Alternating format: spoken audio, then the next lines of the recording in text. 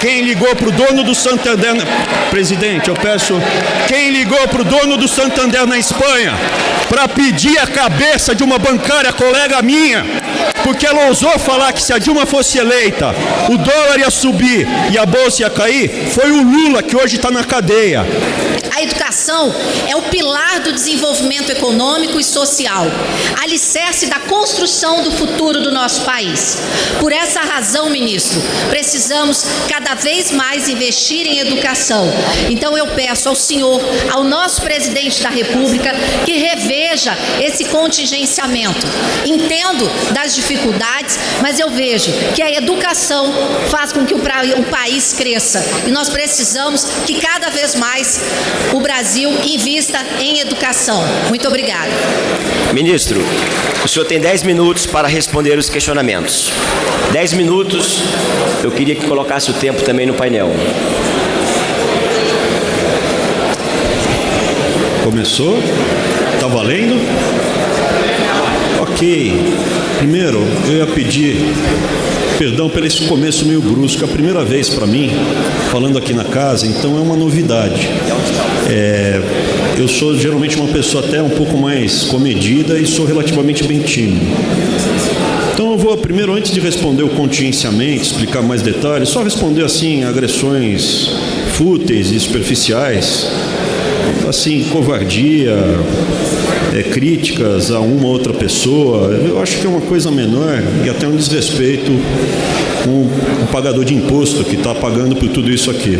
Quanto à bala na cabeça, que a deputada Jandira falou, eu não tenho passagem na polícia por ameaça, por agressão, eu não tenho processo trabalhista, nunca tenho, minha ficha é limpíssima, não tem absolutamente uma mácula. Tiveram que voltar 30 anos na minha vida para ver um boletim ruim porque eu arrebentei meu braço, obtido de forma ilegal.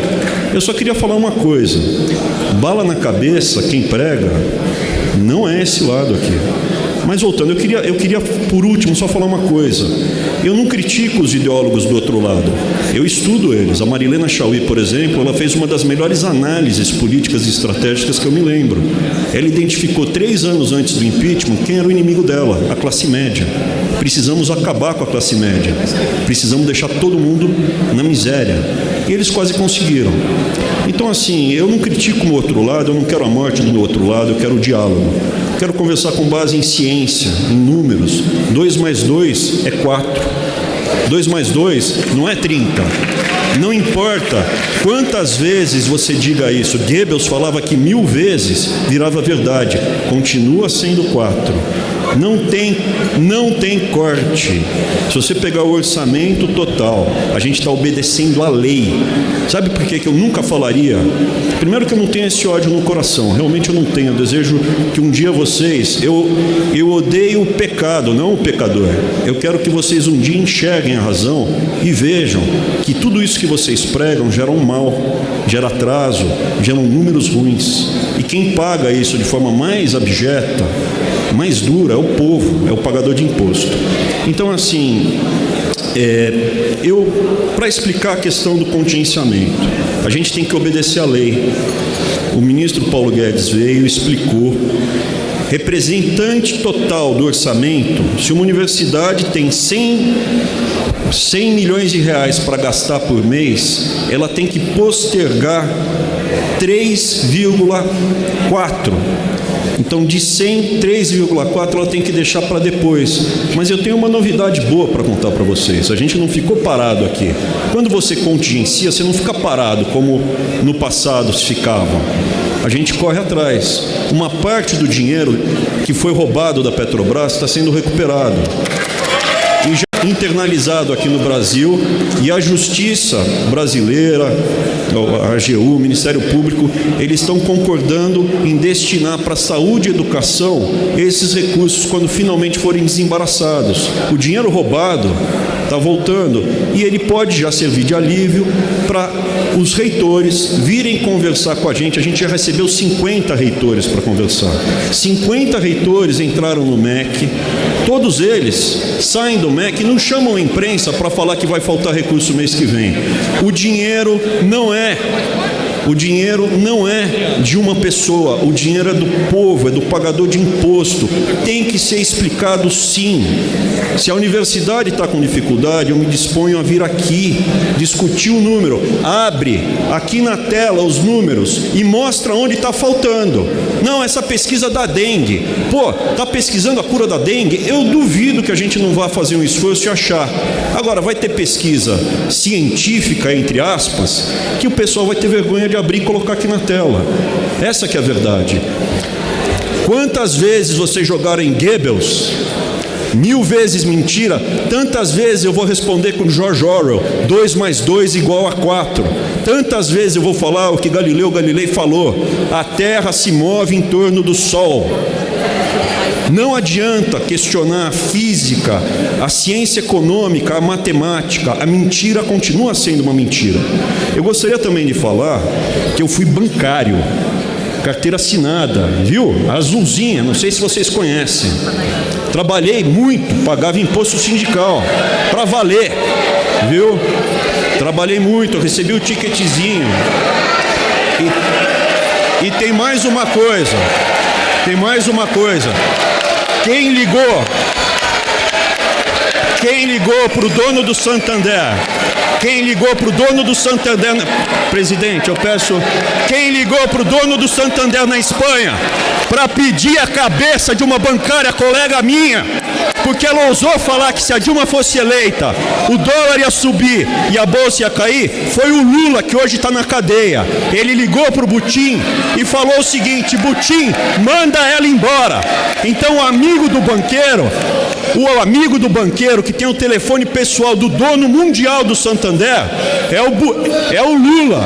E quem pediu a cabeça da minha colega de profissão, que era bancária que nem eu, foi o Lula. Pediu e ainda humilhou. Humilhou. Sabe por quê? Porque ele ainda falou: Butim, paga o bônus dela para mim. Porque eu conheço o Brasil.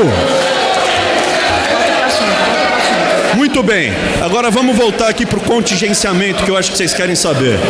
O contingenciamento nada mais é do que postergamento.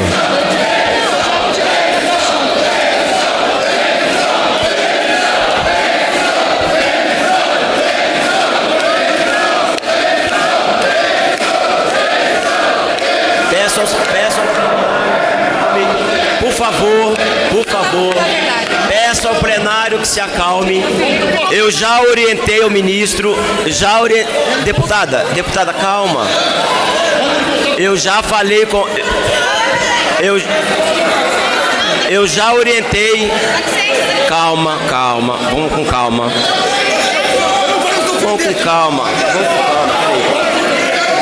Calma aí. Deputado, com licença, deputado, um minutinho. Calma aí, deputado.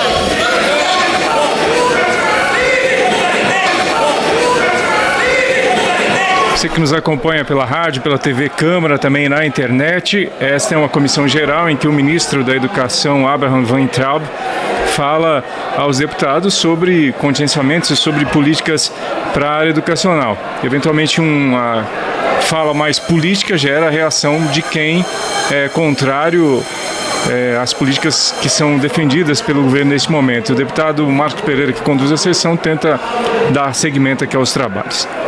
Calma! Deputado, calma!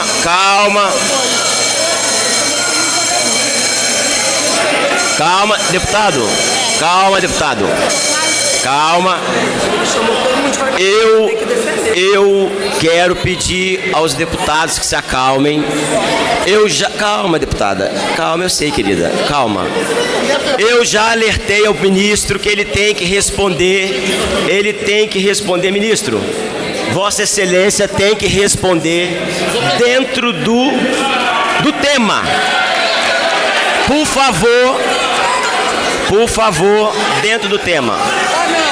Calma. Eu quero dizer, deputada, que eu pessoalmente me senti ofendido, porque eu também tive carteira assinada. E eu sei o que é uma carteira assinada. Então, ministro, por favor, Vossa Excelência... Respeito plenário. Por favor, Vossa Excelência, responda dentro do tema. E os deputados também, que forem fazer interrogações, vamos fazer dentro do tema, com urbanidade. Porque a mensagem que vocês estão passando para a sociedade não é boa. Aliás, o Código de Ética dessa casa diz que nós temos que tratar com respeito às autoridades. Então vamos tratá-lo com respeito e Vossa Excelência trate aos deputados com respeito. Agora, o tempo do ministro vai ser reposto dos 3 minutos que faltavam. E vamos ter serenidade, minha gente.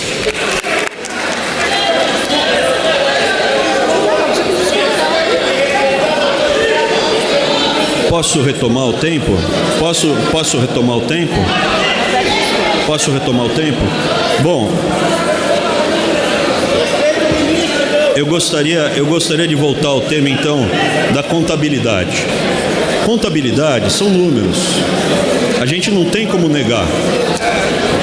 O que a gente tem hoje é um orçamento feito pelos governos anteriores. A crise atual foi feita pelos governos anteriores. A gente está evitando que o Brasil continue a afundar.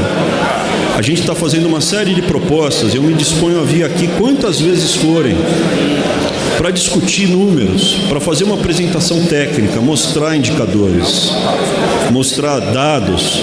Eu, particularmente, fico lisonjeado de ter vindo aqui. Para mim é um prazer estar aqui no plenário. É um ambiente, eu acho, democrático. Eu acho que é um ambiente democrático. Eu realmente sou contra a violência, eu sou a favor do diálogo, sempre tive isso. Não persigo ninguém. Isso aqui é importante ressaltar. Mas a questão não sou eu, é o nosso projeto. A gente tinha isso no plano de governo, reforçar a educação básica e a creche. E, de repente, isso tudo virou uma grande celeuma, porque a gente ousou falar que creche, pré-escola, ensino fundamental, ensino técnico, é uma prioridade. Como é prioridade na Europa. A Europa, os países da Europa estão num patamar muito mais alto de desenvolvimento social, econômico, bem-estar da população do que aqui no Brasil.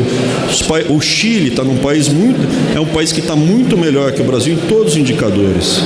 Então, se a gente seguir esses parâmetros, e não é porque é estrangeiro, apesar desse nome que parece uma estação de rádio que eu tenho, a minha família está no Brasil desde sempre. Eu sou descendente de índios.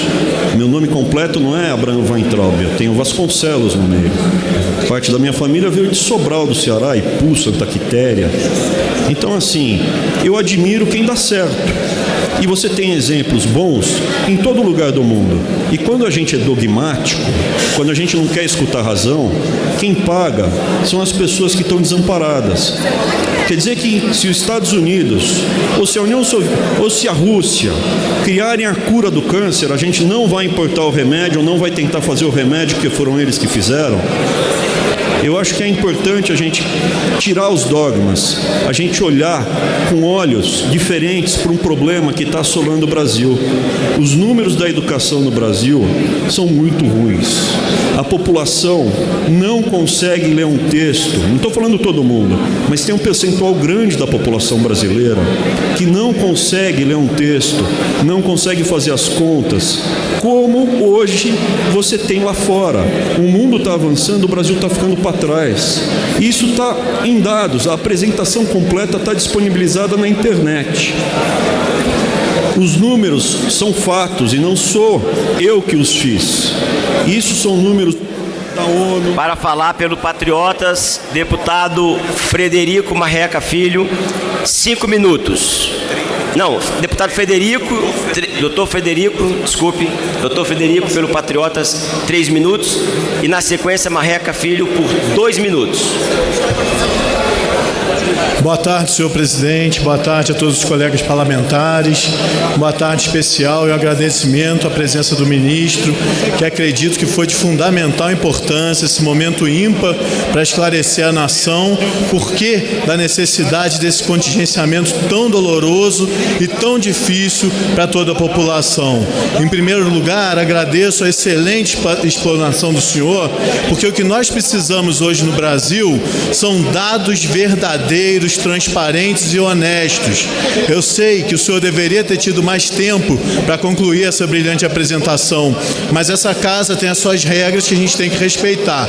Por isso que a gente quer só concluir alguma questão aqui em relação ao contingenciamento, para reforçar que 84% dos gastos das universidades são obrigatórios e estão sendo respeitados. 13% são gastos que a gente precisa utilizar para o custeio das universidades, onde envolve pagamento de luz, água, segurança da universidade interna, e 24% desses gastos estão sendo contingenciados, ou seja, em torno de 1,7 bilhões ao ano de reais estão sendo contingenciados no universo aí próximo a 50 bilhões mais ou menos. Então, aquela questão mesmo da proporcionalidade para as pessoas entenderem, de cada 100 reais da universidade, o senhor está contingenciando 3,5, ponto, R$3,50 em cada 100 reais. Esse é o número verdadeiro. A gente respeita a oposição, a gente sabe que é um momento difícil, a gente também quer defender a educação. Eu sou de uma cidade que tem uma universidade enorme, que está tendo um contingenciamento que preocupa toda a cidade. E a gente sabe que ela tem uma boa produção científica, como todas as universidades federais, como todos os institutos técnicos federais, eles precisam ser defendidos.